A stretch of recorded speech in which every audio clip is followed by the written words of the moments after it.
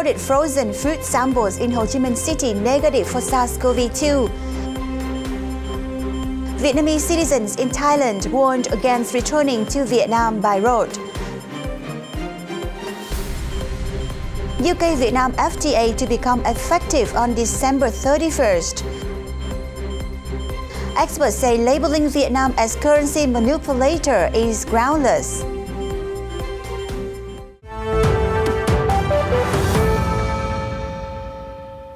Welcome to FBNC News, the first program of 2021. This is Trinh Lê with the latest updates from Vietnam. We begin with some highlights about the COVID-19 situation in the country. Now, the tests of all of the 100 samples of imported frozen food in Ho Chi Minh City have turned out negative for the coronavirus SARS-CoV-2, the Municipal Food Safety Management Authority said on December 30th. The testing was carried out in accordance with the instructions of the Ministry of Health, the Ho Chi Minh City People's Committee, and the Food Safety Management Authority. The total of 8 working groups had been established to collect the samples that were tested by the City Institute of Public Health. Earlier, the novel coronavirus had been detected on the packaging of imported frozen food in some countries. As of December 30th, the total cases of COVID-19 in Vietnam had risen to 1,456, according to the National Steering Committee for COVID-19 Prevention and Control. Of the infections, 693 are domestically transmitted cases. The fatality stands still at 35. The Vietnamese embassy in Thailand on December 29th warned Vietnamese citizens in the country against returning to Vietnam by road. Vietnamese citizens who are living, studying, working or touring Thailand should follow COVID-19 prevention measures to protect themselves and the community. The embassy said given the surge in coronavirus cases in the host country over the past days. The embassy also advised the citizens to avoid public places, big gatherings, and refrain from traveling between localities, especially to high-risk areas, as warned by the Thai government. Citizens needing help in case of emergency can contact the Vietnamese Embassy Citizen Protection Hotlines at 66898966653 or 66265089979. The latest COVID-19 outbreaks in Thailand has spread to 45 of the 77 provinces. The Prime Minister Prayut Chan-o-cha the same day urged people to stay at home over the New Year holidays in light of the recent COVID-19 upsurge. Flag carrier Vietnam Airlines said on Tuesday, December 29th, that it would issue nearly $346 million worth of shares for existing stakeholders to boost its recovery from the impacts of the coronavirus pandemic and return to profitability by 2023. The issuance will be completed by June next year after the carrier received approval from the authorities. All capital raised would pay off outstanding debts, its chairman Khanh Hoa said at a regular shareholder meeting.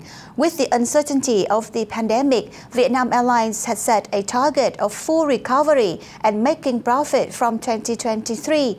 The national flag carrier, 86% owned by the government, expected to make losses of more than 14,000 trillion dong, about 2.4 trillion dong less than previously expected. You're watching FBNC News. Cam Ranh International Airport in the south-central province of Khanh Hoa on December 29th received the Airport Health Accreditation AHA by the Airports Council International ACI for maintaining safety and prevention measures against the COVID-19 pandemic. The ACI Airport Health Accreditation is designed to help airports around the world prove to passengers, their employees, regulators, and governments that they continue to place the health and safety of passengers as their top priority via the establishment of specific safeguard measures in the fight against the COVID-19 pandemic. To be certified by the ACI, airports are assessed across a number of categories including cleanliness and disinfection, physical distancing, staff protection, physical layout, passenger communications, and passenger facilities. The success reflects the airport has committed to providing services in accordance with global standards and prioritize the health and interests of passengers, its staff, and the community. Cam Ranh is the fourth Vietnamese international airport receiving the AHA after Nội Bài, Tân Sơn Nhất, and Da Nang. This year, the airport has served more than 3.5 million passengers, especially 10,680 Vietnamese citizens and foreign experts entering Vietnam from various countries in the context of medical measures being tightened to prevent the spread of the COVID-19 pandemic. Competent forces of the central province of Phu Yen have seized a passenger bus with 16 people aboard, including 8 Chinese suspected to enter Vietnam illegally, the Provincial Steering Committee for COVID-19 Prevention and Control reported on December 28th. These people were arrested in Bình Kinh Commune, Tuy Hòa district the same day as they failed to present immigration papers. One of the 9 Chinese in the vehicle fled to a mountain in Phú Vàng hamlet, Bình Kinh Commune. The remainder have been quarantined and under medical monitoring. Meanwhile, the local concerned forces have continued with efforts to search for the fleeing Chinese. Trần Hữu Thế, chairman of the Provincial People's Committee, on December 28th asked competent forces to encourage local residents to report if they spot the Chinese and synchronously roll out COVID-19 prevention and control measures. A free trade agreement between Vietnam and United Kingdom was signed in London on December 29. The two countries are rushing to complete domestic procedures in accordance with the laws of each party in order to ensure the agreement to be implemented from the 23-hour on December 31st. The UK-V FTA was negotiated based on principles of commitments of the EU-Vietnam FTA with necessary adjustments to ensure the deal conforms with Vietnam-UK bilateral trade framework. Vietnam and the UK set up diplomatic relations in 1973. Over the past 47 years, bilateral ties have unceasingly developed. According to the General Department of Vietnam Customs, two-way trade reached $6.6 billion in 2019. The UK has been the third largest trade partner of Vietnam in Europe after Germany and the Netherlands in recent years. A major roadway plan proposes an additional 1,000 kilometers of expressways to be built over the next 10 years in the southern region, including the Mekong Delta. The expressway projects, which are part of the National Road Network draft plan for 2021-2030 period, were discussed at a workshop held in Khanh Hoa City in the Delta recently. Under the draft plan, the South would have an additional 670 kilometers of expressways by 2025 and 300 kilometers by 2030. Of the figure, the Delta would include the 150 kilometers Cần Thơ Cà Mau, 100 kilometers Hà Tiên Rạch Giá Bạc Liêu, and 64 kilometers Châu Đốc Cần Thơ Sóc Trăng expressways.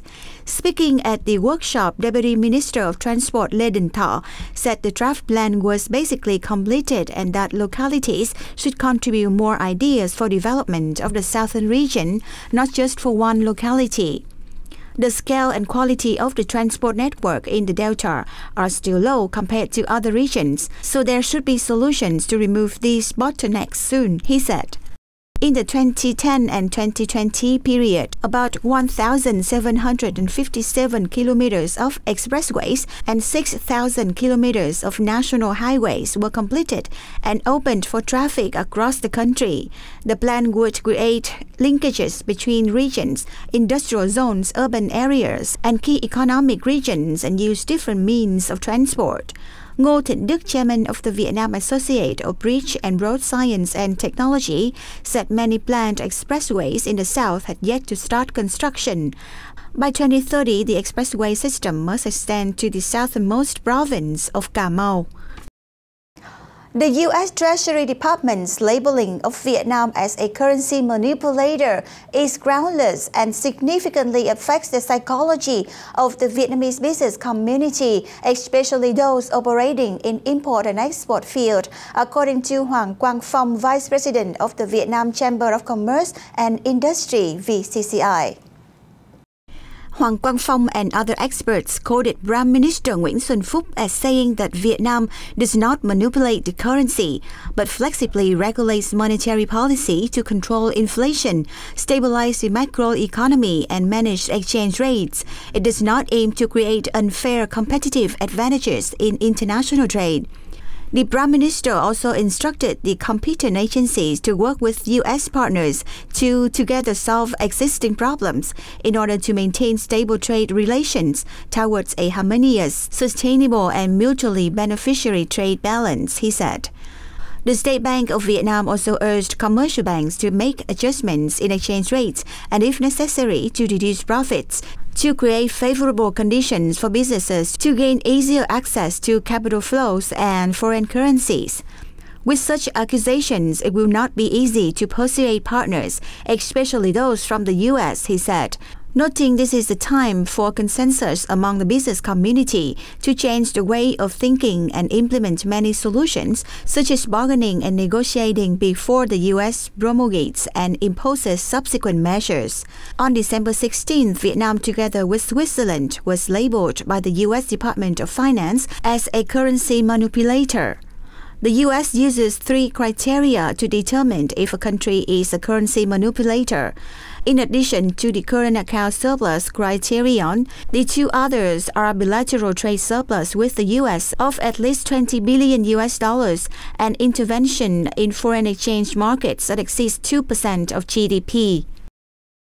Miền Tây and Miền Đông bus stations in Ho Chi Minh City will begin selling Tết or Lunar New Year tickets next month at prices of 40 or 60% higher than on normal days. The 7-day Tết holiday takes place from February 10 to 16. The stations expect the number of passengers to fall by 10 to 15% compared to the same period last year due to the impact of COVID-19 pandemic. Tickets for the holiday would be sold at the stations between 5 a.m. and 7 p.m. daily from January 12 to February 7. Bus fares would increase by a maximum of 60% during Tết. The 2 bus stations have asked the city's Department of Transport take measures to reduce congestion around the stations and handle illegal stops and unlicensed buses during the holiday. The department will also work with transport departments in Tiền Giang, Bến Tre and Vĩnh Long provinces to regulate traffic on National Highway No. 1A, as well as sections leading to Mỹ Thuận and Rạch Miễu bridges and Ho Chi Minh City Trung Lương Expressway, where traffic jams often occur on holidays. That has come to an end of FBNC News this week. Thank you for watching. Happy New Year, everyone, and see you next time.